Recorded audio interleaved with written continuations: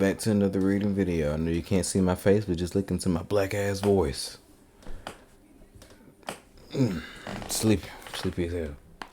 So, now, on chapter 13 to 18, TJ should put a video of me doing the flip-o-rama thing at the end, because the last two chapters have a flip-o-rama.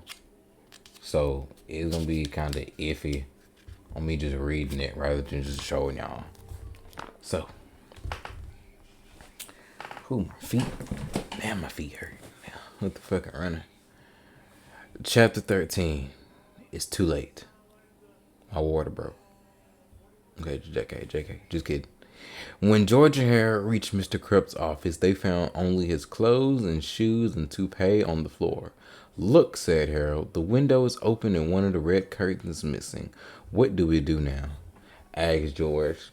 Do we save Captain Underpants or do we stay here and get eaten by a bunch of toilets? Let me think about it, said Harold as he climbed to the window.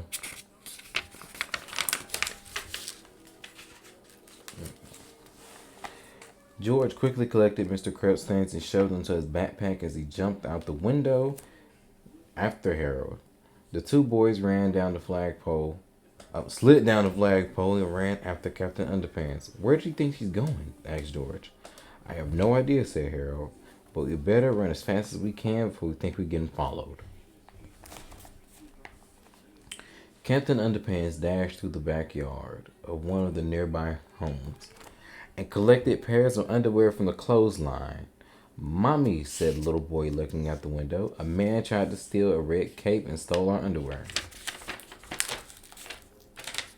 Now the two boys are being chased by a ferocious, sharp toilet with pointy teeth. They screaming, yum, yum, eat 'em up. Yeah, right, laughed his mother. Just how gullible do you think I am, boy? Chapter 14. The talking toilets are taking over. When Captain Underpants finished commandeering the underwear from all the local civilians, he dashed back to Jerome Harwood's high school to save the day. The school was now overrun by chaos. Mrs. Rebel came out tearing out the door, followed by several evil toilets. Help me, she cried. There swallowed every teacher in the whole building except me. Yeah. I feel like I get sleepy reading books. Don't worry, cried Ma'am. I won't let them eat you up, Captain Underpants said as the toilets ate her up whole. Oops, said Captain Underpants. Now only George, Harold, and Captain Underpants were left. They stood on the front lawn of the school, completely surrounded by hungry, drooling toilets. Yum, yum, eat 'em up, the talking toilets chanted. We were doomed, cried Harold. Never underestimate the power of underwear, cried Captain Underpants, as he stretched and shoved the underwear to his waiting mouths of the toilets. Never underestimate the power. I read that. Unfortunately, the toilets just swallowed the underwear whole. It only seemed to make them hungrier and hungrier. Big ass.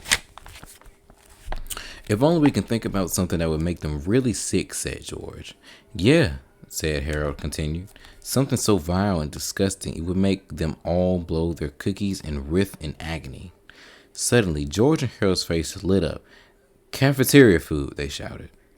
And faster and a speeding wasteman of our three heroes dashed into the school. Chapter 15. Cream chipped beef to the rescue. That shit sounds nasty as hell. Cream chip? Shit fucking radioactive. Oh, hell no. George, Harold, and Captain Underpants got inside the school safely and closed the front door behind them. And I think the toilets are all outside, said George. But not for long, said Harold. They quickly ran into the school's kitchen and discovered a cart holding a large vat of something green and sluggy. Yuck, said George, holding his nose. What is that stuff? I think it's tomorrow's lunch, said Harold. Perfect, said George. I never thought I'd be glad to see green chipped beef. Bro, this shit. Bro, school food be nasty, bro. Good God. And it's black, too? Oh, hell no. Should probably taste even worse. Let me stop. Together, they wheeled the tub of a stinky green glop down the hallway and outside the door. Captain Underpants sat on the cart and stretched a pair of underwear over his head like a slingshot.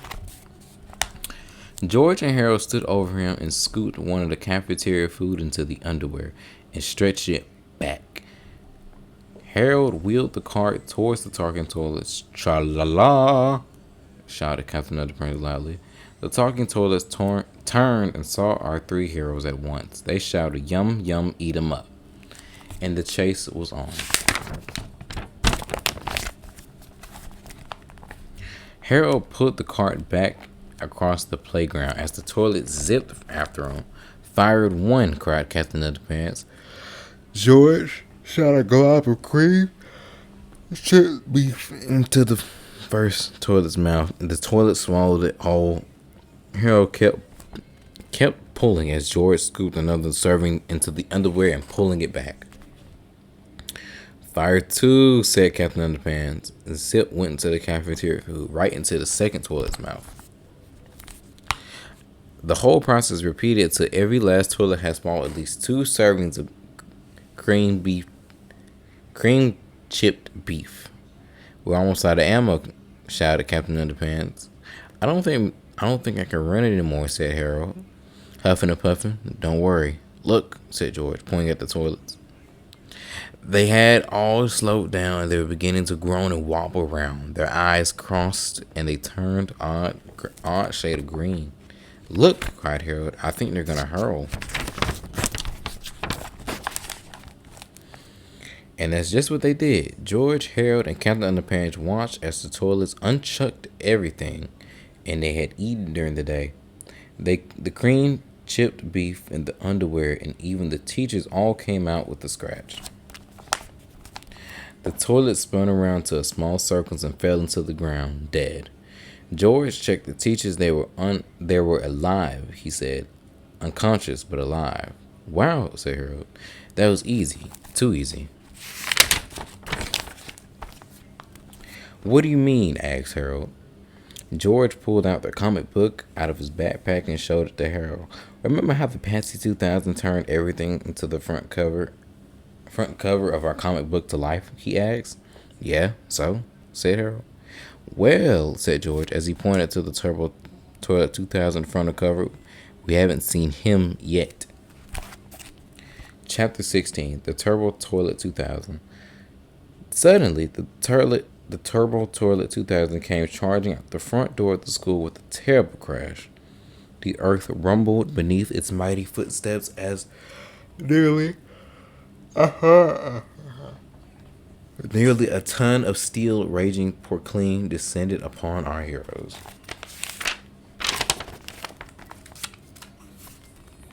"You 3 meddling fools have managed to destroy my army of toilets," screamed the Turbo Toilet 2000, "but you are all out of cafeteria food. How are you going to stop me?" "I'll tell you how," said Captain Underpants boldly with pride. "With wedgie power." "Wait," said Captain Underpants, cried George. "You can't fight that thing. He'll rip you into pieces." "Boys," said Captain Underpants nobly, "I must fight violently for truth, justice, and all the pre-shrunken copying."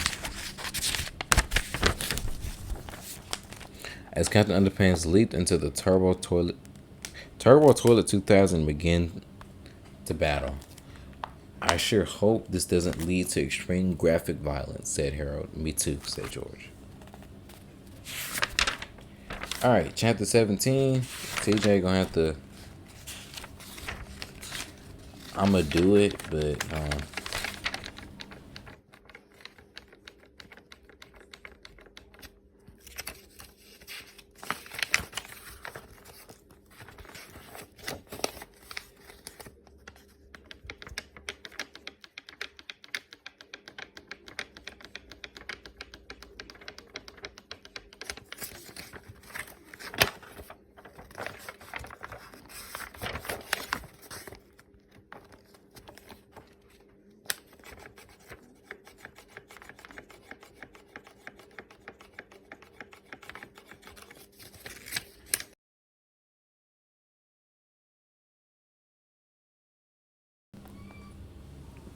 Chapter 18.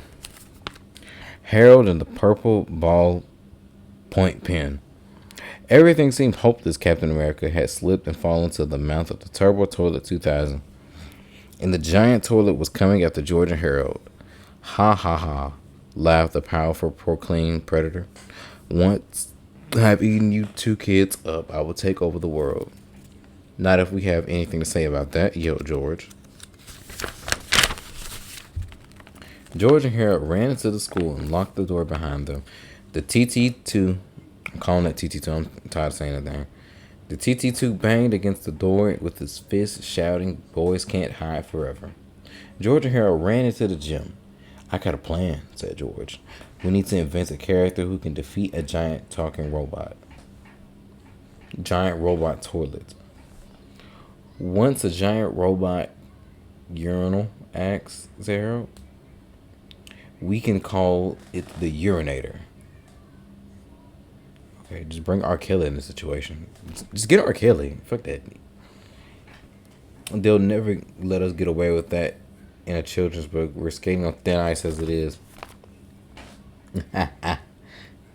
"All right," said Harold. "About a giant plunger robot. He can carry a really big plunger." "That's it," cried George. So Harold took out his purple ballpoint pen and began to draw. And gave him eyes, gave him laser eyes, said George, and gave him a turbo atomic rocket boosters, said George. "I got it," said Harold. "I'll make him obey every command," said George. "I'm way ahead of you," said Harold. Last page. Harold finished his drawing and George inspected it carefully. "This just might work," said George. "Yeah," said Harold, "if the Patsy 2000 can hold out." The boys turned around and looked at the dented, cracked, beaten up machine lying on its side. George and Harold pushed the Patsy 2000 upright, dusted it off. "Come on, Patsy, old girl," said George. "We really need you right now." "Yeah," said Harold. "Our fate is in the hands of this entire planet." Alright, that's part 6. So, that's part 3. Chapter 19 to 24. And that'll be the last part of the book. Deuces, salve. Deuces, love y'all.